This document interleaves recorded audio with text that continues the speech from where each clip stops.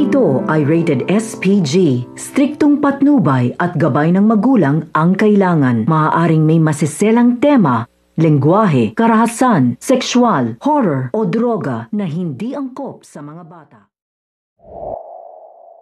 Nakaligtas nga itong si Giselle at itong si Doc Benitez, ngunit nag-aalala pa rin nga sila sa kung ano nga nangyari dahil nga natrap nga itong si Annalyn at si Lynette dun nga sa loob ng symposium dahil nga sa naganap na lindol.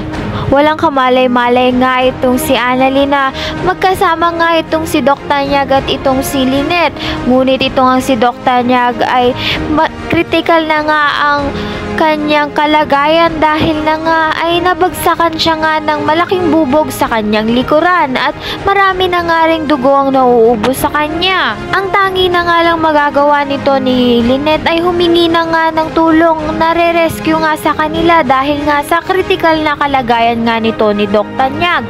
Abangan nga natin kung ma-re-rescue nga itong si Lynette, Annalyn at itong ang si Doc Tanyag. Ayan ang pakakaabangan natin dito nga lang sa Abot Kamay na Pangarap.